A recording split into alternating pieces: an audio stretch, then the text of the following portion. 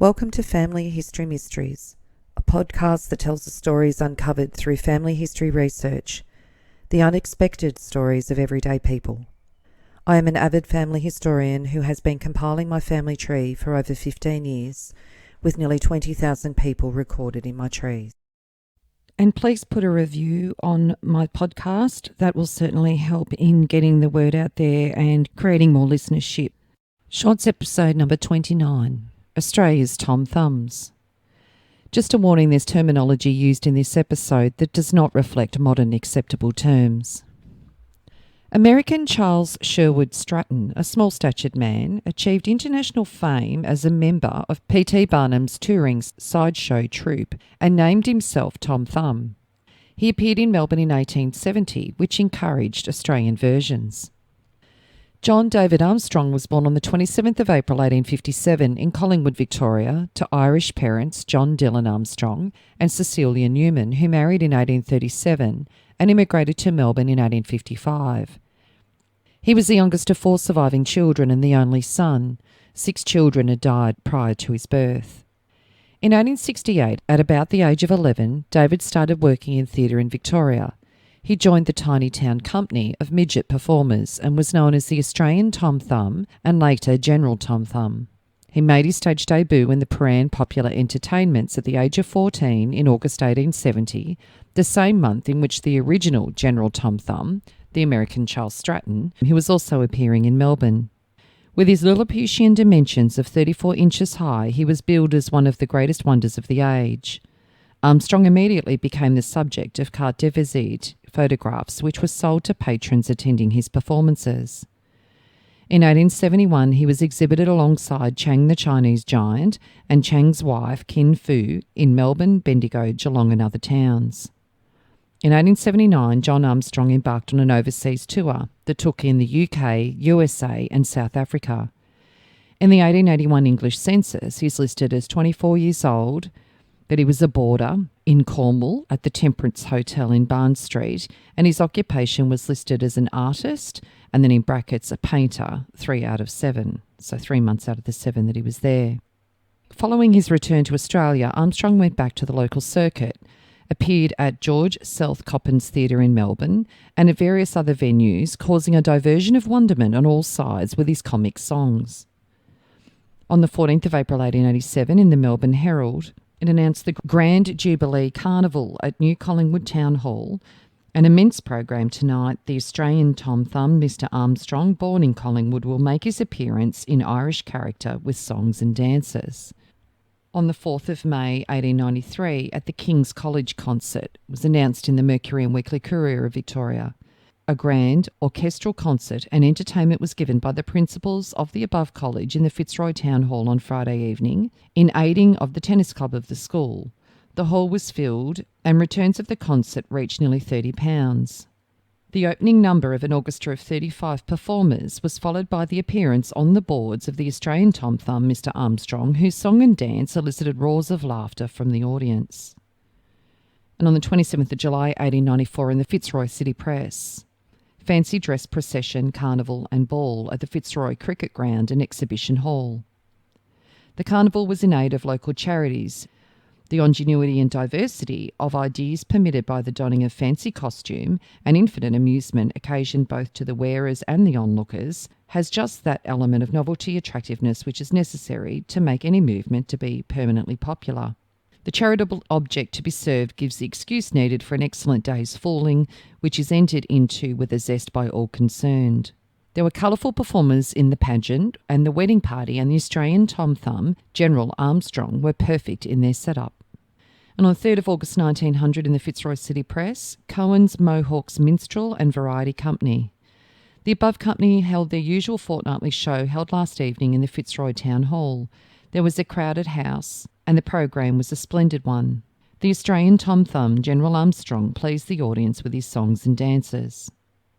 David was living in Fairfield, Victoria, in 1909 with his sister Annie, and he retired from the stage in 1910. In 1914, he's still living at Fairfield and is described as living with independent means, and in 1924 he was living in Moonee Ponds. In the Essendon Gazette and Keilor, Buller and Broadmeadows Reporter of Moonee Ponds on the 11th of January 1923. Small for his age, the Australian Tom Thumb, a talk with General Armstrong, days of tiny town recalled. Small for its age adequately describes Mr. D.J. Armstrong of Chaucer Street, Moonee Ponds, familiarly known to the world and in this district as General Armstrong. Though 65 years old, is only 43 inches high and barely weighs 5 stone. I grew slowly till I was 21, said the Australian Tom Thumb, and quickly put on 4 inches, in which I stopped growing altogether. At one time the little man was the town's popular midget and one of the strongest townsmen. Part of his performance included step dancing.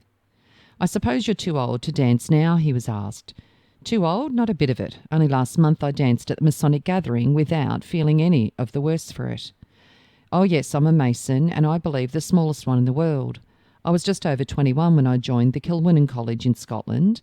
I'm a life governor of Freemasons and joined the Neptune Lodge in Melbourne 40 years ago."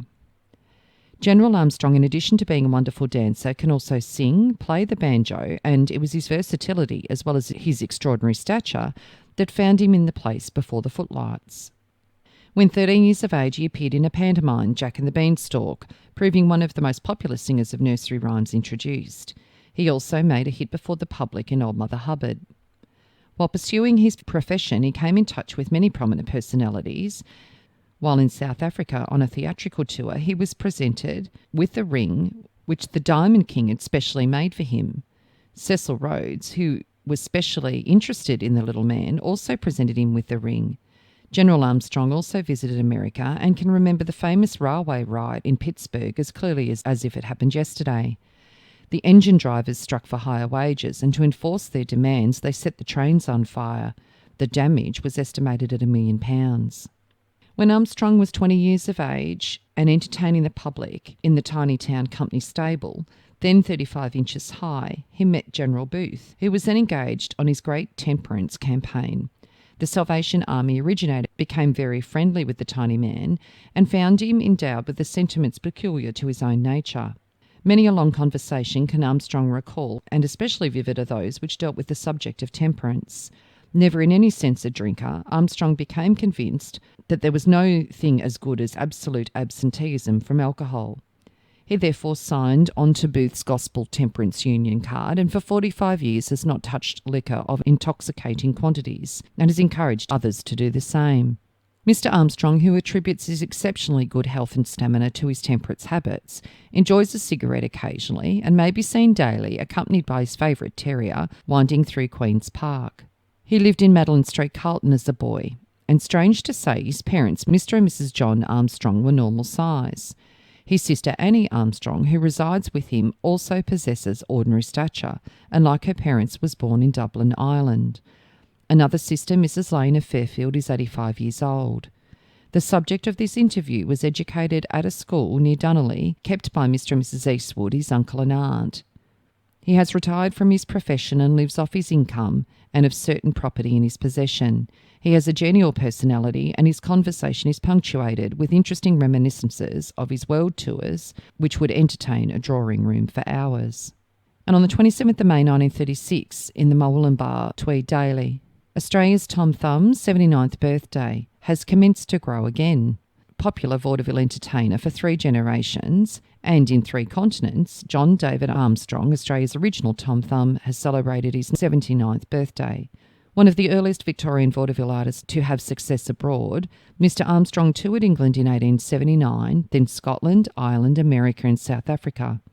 Today he lives in retirement at Northcote, where, according to his own story, he's putting on both weight and height. Before he left the stage more than 20 years ago, he was 3 foot 6 inches high and weighed no more than 6 stone. He's the only known vaudeville artist who's interrupted a royal progress of Queen Victoria. I was starring in Windsor, England at the time. For my act, I used to dress up as a coach driver and drive 4 little goats harnessed to a tiny carriage. One day, to advertise the show, I was driving along a street in Windsor when I saw the royal coach coming from the opposite direction. The Queen's horses took fright, and although I pulled my cart onto the side of the road, they would not come past me. The Queen looked out the window, smiled at me, and then spoke to one of her attendants. He walked across to my coach and said, "Her Majesty wishes the little general to pass on." Mr Armstrong is one of the few living veterans of early Victorian stage who played at the Theatre Royal in the days of George Coppin. He made his first appearance at the age of 11 and a few years later evolved the famous Song and Dance Act, which won him contracts overseas. Even in his 79th year, Mr Armstrong attends meetings at the Collins Street Freemasons Hall once a month. Not so long ago, he would entertain the brethren with songs and dances on a table, but he has now given this up. Armstrong did not marry and he died in Melbourne at the age of 86 in August 1943. On the 4th of August 1943 in the Melbourne Argus. Mr John David Armstrong, whose death occurred on Saturday at Clifton Hill, was known through theatrical circles as General Tom Thumb. Born at Carlton, he was 3 foot 6 inches in height and first appeared on stage at the age of 11, and a few years later evolved a song and dance act that made him famous in Australia and overseas. In 1879 he went abroad with the Tiny Town Company's tour. He retired from the stage 20 years ago and has been confined to his bed for the past 7 years. And his death notice reads, July 31st, suddenly, at the private hospital at Clifton Hill, John David Armstrong, General Tom Thumb, loved uncle of Francis, Richard and John. There was also a memorial for him in loving memory of my uncle, David John Armstrong, Australian Tom Thumb, gone but not forgotten, FCS, which is his niece Frances. The other person known as Tom Thumb in Australia was Michael Pinn. He was born at Baker's Flat near Kapunda, South Australia on the 28th of May 1860 to William Pinn and Catherine Megan, both Irish. Michael, known as Mickey, was the middle child of 6. He first features on the 13th of May 1871 in the South Australian Advertiser. At Port Victor, Monsieur Vitelli performed at the Port Victor Hotel to a crowded audience, the Australian Tom Thumb being the greatest source of attraction.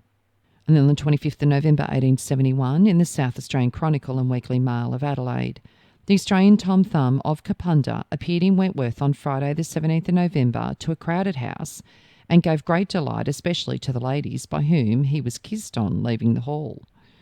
On the 17th of October 1882 in the York's Peninsula Advertiser, during the past week, Moonta has been honoured with a visit from the Australian Tom Thumb, a very diminutive specimen of humanity, with whom has come a sea monster and a boneless man.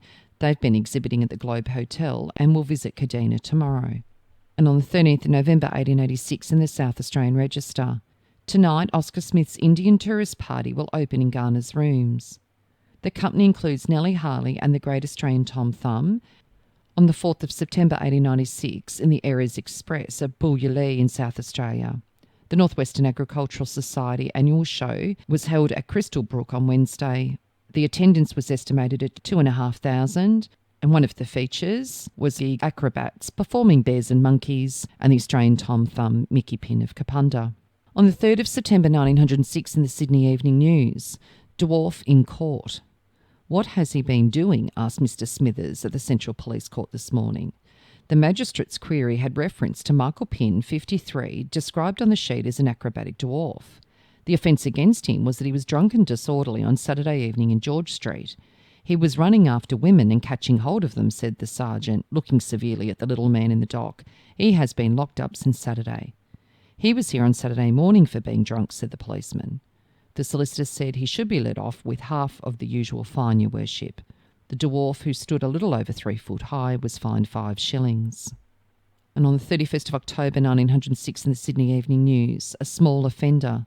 The name of Michael Pinn was called at the Central Police Court this morning, a man of 37 years but of diminutive stature, answering the call. He was so little that his head did not reach to within 2 foot of the top of the dock rail.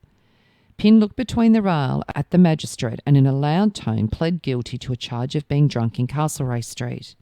He's been coming here frequently lately, said Police Prosecutor Davis. He goes about the street, shapes up to men 6 foot high, twice his own height. A short sojourn in jail would do him good and keep him from giving away entirely to drink. Pinn, it was ascertained, sometimes gives the police trouble, and on Tuesday it needed the united forces of Constables Lambert and Hardiman to convey him to the lockup. He was fined 20 shillings or 14 days imprisonment was imposed. And the Sydney Sun on the 4th of November 1926. Over the way in another section of the hospital, a little old man, Mickey Pym, gazes up cheerily at the ceiling. He's a little over 3 foot in height and he's 78. Mickey Pym was the assistant to the first American cheapjack who ever hit Australia with a cargo of halfpenny merchandise. This was far way back in the 60s, and Mickey was a little boy then, still a little over 3 foot. Mickey Pym would do acrobatics on the back of the wagon and pass round the imitation silver timepieces. A gleam comes into Mickey's eyes as he now talks about it. Mickey Pym died in Liverpool, New South Wales on the 22nd of June 1929, and there were a couple of articles outlining his death. The first was on the 22nd of June 1929 in the Sydney Daily Telegraph. Laughed and died. Little-aged clown was jovial to the last. Do you want anything? Asked attendants of the genial Mickey Pym, who aged a Lilliputian clown yesterday at Lidcombe State Hospital. Mickey was dying, but he laughed jovially. No, lads, he replied. 2 minutes later, he died. Mickey was famous on the stage years ago as one of the Lilliputian company to tour Australia. Several years ago, evil times fell on the miniature clown, and he became an inmate of the hospital. Even in his declining days, he was ever the clown and kept his fellow patients laughing at his pranks. His outlook on life, even in its darkest moments, was always jovial. Mickey was only 3 foot 6 inches in height and was 60 years of age. And on the 12th of July 1929, in the Bunyip, which was a Gawler paper in South Australia, the Australian Tom Thumb, Mickey Pym of Kapunda.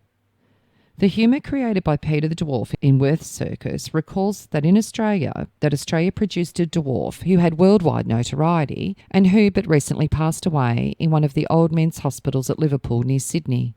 This was Mickey Pym, who in the later 70s and for many years subsequently lived with his parents and his brother on the hill at Greenock Road, about half a mile from the southern boundary of Kapunda. The Herald published a most interesting account of Mickey, the details being passed on by Mr. B. Banya, the former editor of that newspaper. About 3 years ago, he came across the dwarf in the old men's home and, recognising him, received his story. The comments make interesting reading. It was towards the late 70s that General Tom Thumb of England visited Australia, and the tour of his little company included Kapunda. It was this circumstance that brought Mickey Pym into prominence and later into almost worldwide notoriety as a midget circus clown and the Afghan dwarf. With General Thumb's appearance at Kapunda, some local residents devised an opposition show with an exhibition of Mickey in the parlour of the Miners' Arms Hotel. The fact that he was several inches shorter than Tom Thumb placed Mickey in the limelight, from which he had hardly receded when he drew his last breath at the home near Sydney on Friday, June 21st. Mickey in his travels visited Kapunda on tour when, as an Afghan dwarf, he was a member of an Oriental bazaar party. He refused to acknowledge local residents then, dressed as he was in loose garments and a turban. Mickey confided to Mr. Banya that he travelled pretty well all over the world, but it had been a hard time very often. The authorities at the home gave his age as 60 years, but the man who knew him before his show days put his age at nearer to 70 years. At the home he was a general favourite, always ready to do what little he could about the place and amuse the other inmates with his double-jointed tricks, for which he was noted as a circus clown. Judging by a photo of the dwarf against a measured stick, his height would have been 3 foot 8 inches high. So these two men were features of the typical entertainment back in the day, and it was quite common for travelling circuses pick up new talent, of which those two boys at the time were. So I hope you enjoyed the story of Australia's Tom Thumbs. If you are interested in sharing your story on my podcast, Family History Mysteries, please go to my Facebook page and send me a message. If you would like some assistance in filling in the gaps in your family tree to see what mysteries you solve, please get in touch. And don't forget, you can have early access to episodes by subscribing, and you'll also gain access to bonus episodes.